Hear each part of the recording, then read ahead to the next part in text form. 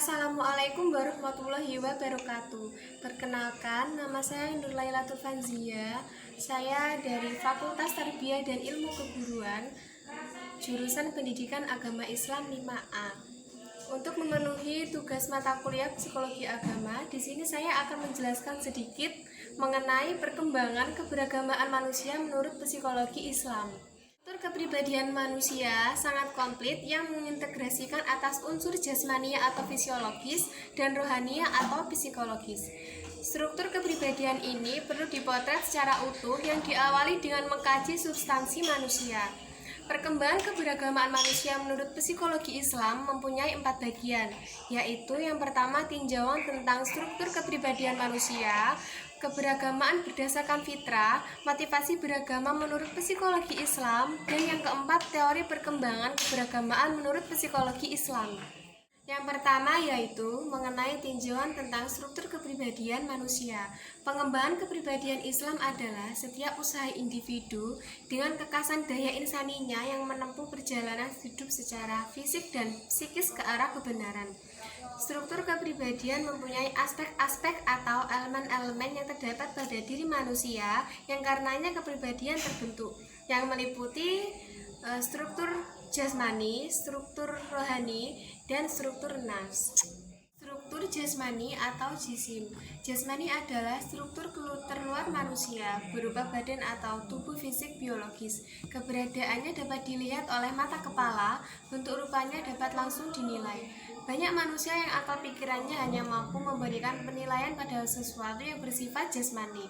Jasmania memiliki dua natur konkret berupa tubuh kasar yang tampak dan natur abstrak berupa hawa halus yang menjadi sumber kehidupan tubuh. Ada 5 natur yang terdapat pada dalam jasad. Yang pertama, dari alam ciptaan yang memiliki bentuk rupa, berkualitas, berkadar, bergerak dan diam, serta berjasad yang terdiri dari beberapa organ. Yang kedua, dapat bergerak, memiliki rasa, berwatak gelap dan kasar, dan tidak berbeda dengan benda-benda yang lain. Yang ketiga, komponen materi. Yang keempat, sifatnya material yang hanya dapat menangkap satu bentuk yang konkret dan tidak dapat menangkap yang abstrak. Yang kelima, naturnya indrawi, empiris, dan dapat disifati. Yang kedua, struktur rohania. Roh merupakan substansi psikologis manusia yang menjadi esensi kehidupannya. Roh sebagai substansi yang esensial membutuhkan jasad untuk aktualisasi diri. Roh bersifat spiritual karena ia merupakan potensi luhur batiniah manusia. Potensi luhur ini menjadi sifat dasar alam diri manusia yang berasal dari roh ciptaan Allah. Roh dapat diklasifikasikan menjadi 3 bagian, yaitu yang pertama materialisme, yaitu ruh merupakan jisim atau materi. Ruh menjalar ke seluruh tubuh manusia yang menjadikan kehidupan gerak, merasa, dan berkehendak. Yang kedua spiritualisme, yaitu ruh tidak tersusun dari materi, sebab ia abstrak dan dapat menangkap beberapa bentuk secara sekaligus. Yang ketiga, gabungan antara materialisme dan spiritualisme yang merupakan kesatuan jiwa dan badan. Yang ketiga, struktur nafs.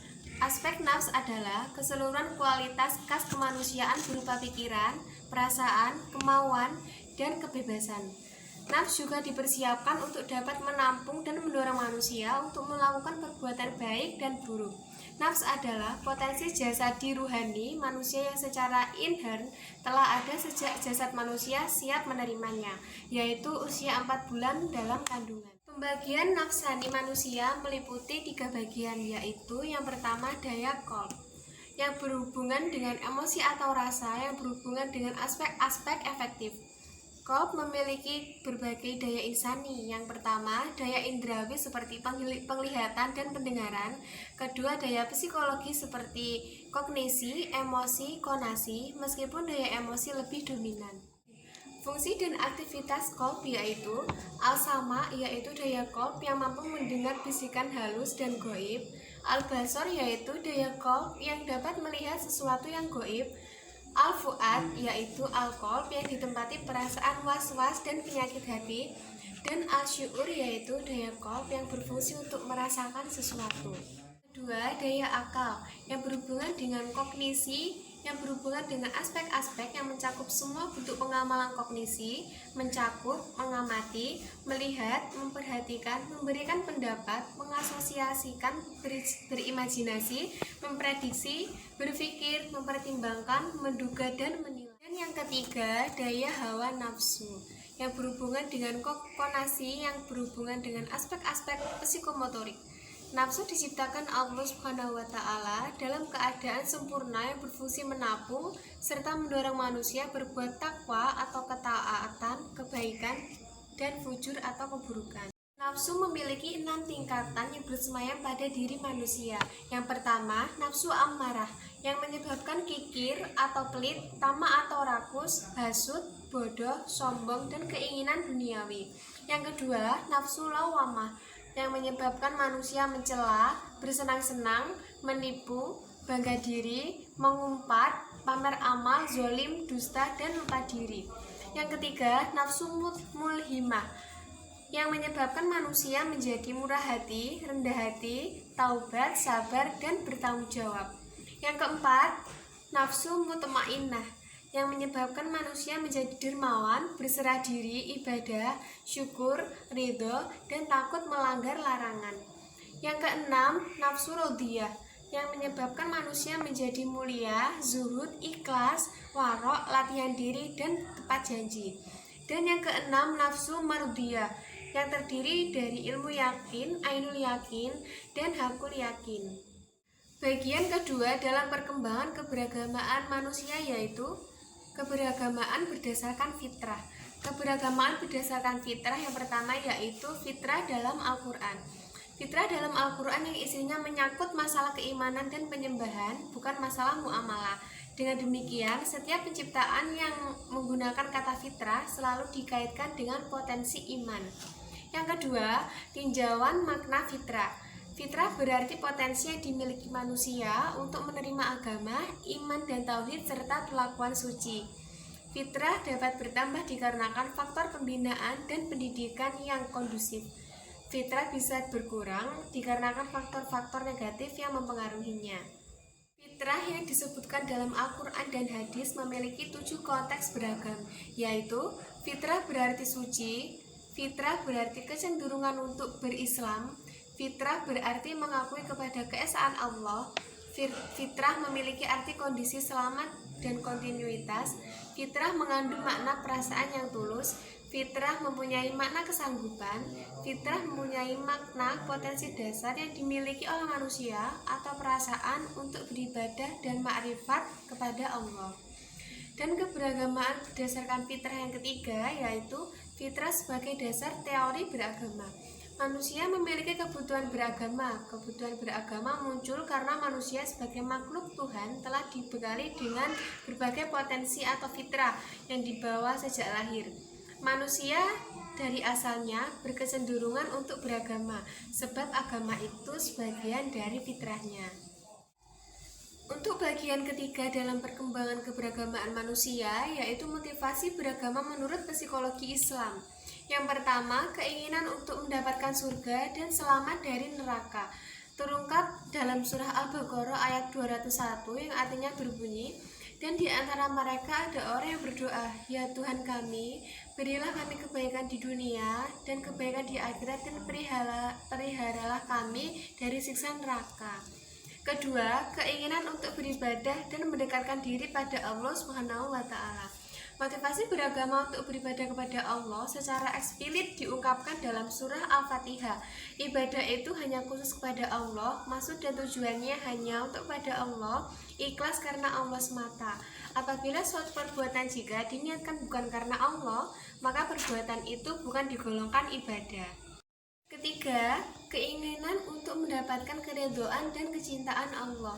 Salah satu cara untuk meraih ridho Allah adalah dengan memeluk agama Islam yang direalisasikan dengan melaksanakan perintah Allah supaya benar-benar dicintai Allah. Ridho Allah turun kepada hambanya setelah ia menyadari tugas hidupnya di dunia adalah beribadah. Dan yang keempat yaitu keinginan untuk mendapatkan kesejahteraan dan kebahagiaan hidup. Agama menjanjikan kepada orang-orang bertakwa dengan kemudahan segala urusan, terbebas dari sentuhan azab dan duka cita, diberikan jalan keluar dan rezeki dari arah yang tidak disangka-sangka, serta akan diberi limpahan berkah dari langit dan bumi. Dan bagian keempat dalam perkembangan keberagamaan manusia yaitu yang terakhir, teori perkembangan keberagamaan menurut psikologi Islami. Tahapan atau rentang perkembangan manusia berlangsung terbagi menjadi 3 periode: masa embrio, masa kanak-kanak, dan masa dewasa, tua sampai meninggal dunia. Yang pertama, masa embrio. Menurut Islam, pendidikan kepada anak sudah dimulai sejak anak berada dalam kandungan ibunya, meskipun sifatnya baru melalui pemberian stimulasi secara sistematis, edukatif, dan islami. Yang kedua, masa kanak-kanak. Secara psikologis, Islam memberi rambu-rambu agar orang tua perlu memberikan perhatian terhadap proses perkembangan fitrah keagamaan anak sejak dini. Perkembangan fitrah keagamaan sebagai bagian dari potensi psikologis menyerupai perkembangan organisme biologis yang berlangsung secara bertahap, teratur makin lama makin menuju ke arah kesempurnaan dan kematangan. Dan yang ketiga, masa dewasa dan tua.